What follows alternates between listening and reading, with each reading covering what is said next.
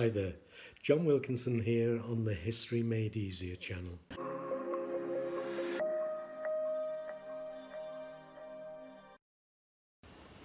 A while back I posted a video that focused on essay planning for IB students.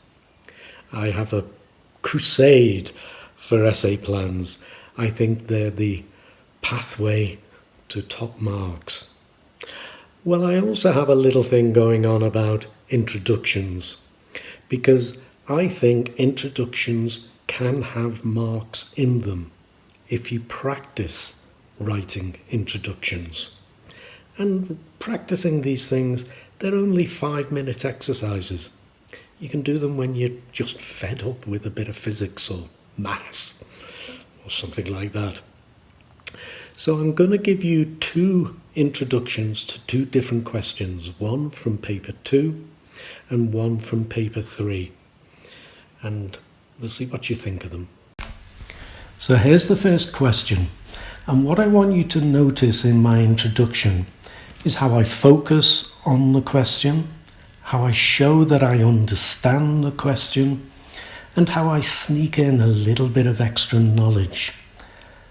Here's the question. Discuss the importance of technological developments to the outcome of 2 20th century wars, each from a different region. Well, 2 technical instructions. 20th century wars, 2 of them, each from a different region.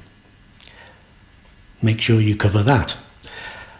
The focus of the question, technological developments. But the key word in the question is outcome. Here's my introduction. In World War II, Hitler desperately tried to develop a superweapon to win the war. The V-1 and V-2 rockets or the Me-262 jet fighter are examples. There's my extra bit of knowledge straight away. But it was the Americans that came up with the ultimate superweapon, the atom bomb, which brought an end to war against the Japanese. But there were quieter technological breakthroughs that had a profound effect too. Radar that helped Britain's defences in the Battle of Britain, and computer technology that was integral to breaking the Enigma code. So, technology played a vital role in the outcome of World War II. Yet in Vietnam, some 30 years later, America's technological know-how failed to defeat a nation whose economy was based on the water buffalo in the paddy fields. So there's my introduction. I will then go on to look at the impact of that quieter technology, expand on the application of radar and its importance in the Battle of Britain, and on computer technology for breaking the Enigma code. I'll look at air power in World War II, the Blitz, the bombing of Germany, and the firebombing of Japan, and bringing it to an end with dropping 2 atom bombs on Hiroshima and Nagasaki. Then I'll move on to the Vietnam War and I'll look at air power there. And it will include the use of napalm and Agent Orange.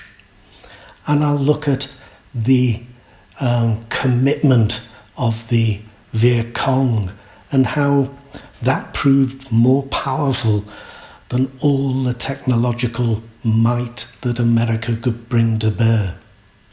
And then in a conclusion, because the focus of the question is on outcome, or the key word is outcome, I'm going to include the outcome of all this technological frightening power on civilians.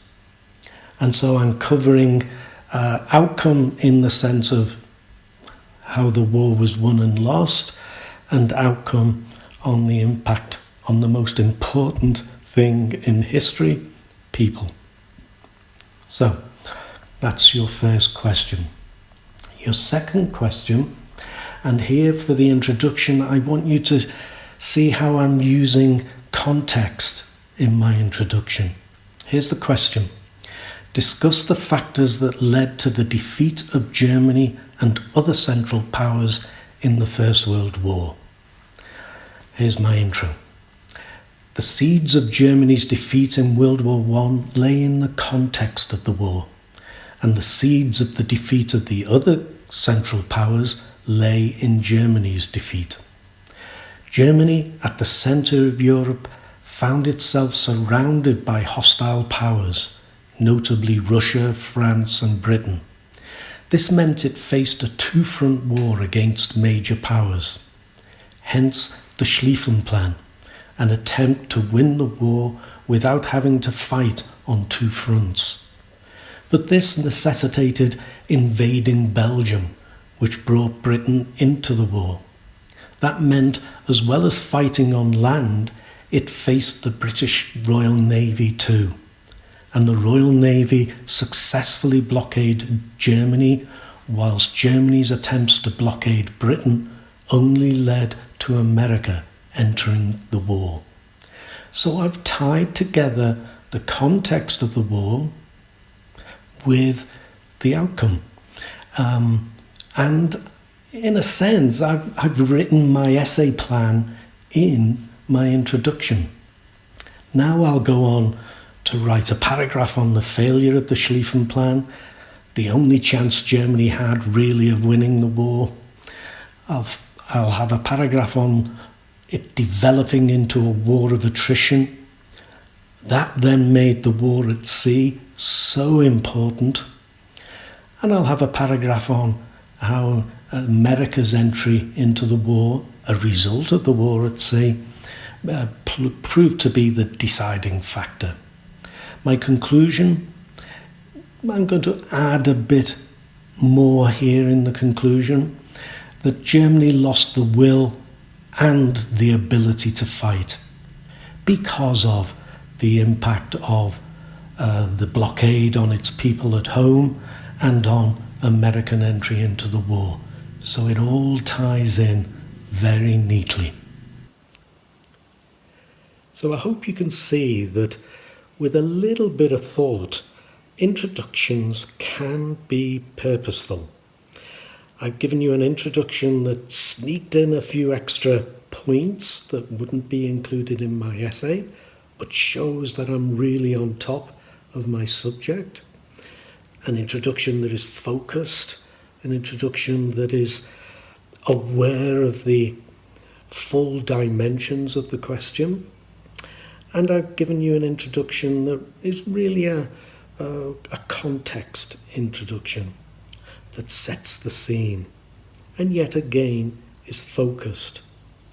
Introductions can also virtually be your essay plan, because after all, the whole thing should tie together. So have a look at them again, see what you think, give it some thought, and work on your introductions. But don't forget essay planning. As always, thank you for listening. And as always, do check out my website, History Made Easier. Cheers.